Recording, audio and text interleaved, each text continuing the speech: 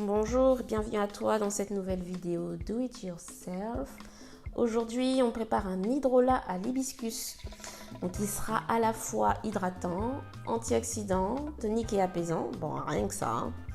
Alors, je te présente le détail de la compo de notre Vapo. Alors, tout d'abord, on a la base de notre hydrolat qui sont les pétales séchés d'hibiscus. Ils vont permettre de soutenir l'hydratation, ils font briller les cheveux et puis c'est aussi un très bon antioxydant. Maintenant, je te montre le deuxième ingrédient dont on aura besoin, qui est le romarin. Donc lui aussi, il a un pouvoir antioxydant et des propriétés antipelliculaires. Il y a aussi des clous de girofle dans cette préparation pour leurs bienfaits antipelliculaires et surtout toniques. J'ajoute également des feuilles de menthe. Alors je pense que c'est surtout une variété de menthe des champs, ce n'est pas de la menthe poivrée, mais en tout cas elle apportera un côté apaisant à notre préparation.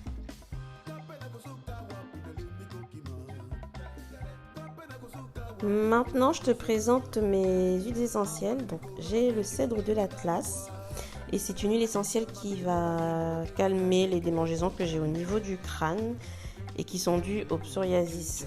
Donc ça, vraiment, c'est un incontournable dans mes préparations. Et elle est aussi très efficace contre certaines dermatites localisées au crâne. Nous avons aussi le baie Saint-Thomas qui est un tonique stimulant. Alors quand on dit tonique, en fait c'est pour accélérer, enfin en tout cas travailler la pousse du cheveu. Petite précision.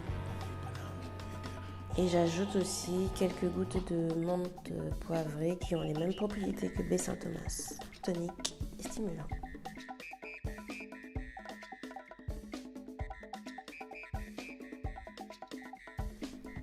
Avant de passer à la pratique, je vous ai résumé dans un petit tableau toutes les propriétés au cas où vous souhaiteriez y revenir.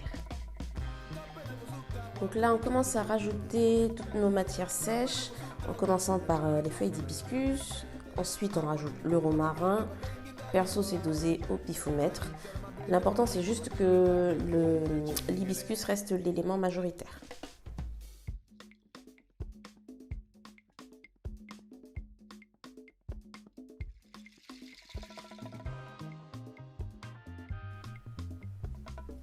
Donc ensuite, je rajoute toutes les feuilles de la tige, les feuilles de menthe. Et je mets aussi 3 clous de girofle. Donc voilà, toutes nos matières sèches ont été ajoutées. Voilà ce que ça donne. Et maintenant, on passe à l'eau chaude. Donc je verse l'eau chaude dans la préparation. Voilà. Et ensuite, je vais pouvoir mettre mes huiles essentielles. Donc je mets 1 à 2 gouttes maximum de chaque huile. Vous verrez, sauf la dernière qui était un peu capricieuse et voilà, j'ai un peu secoué le cocotier. Et en général, il ne faut pas dépasser ces dosages, surtout par rapport à la contenance.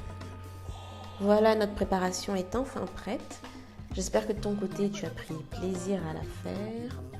Juste un petit conseil, avant de l'utiliser, laisse au moins poser une bonne journée. En tout cas, moi, je te dis à très bientôt pour une prochaine vidéo.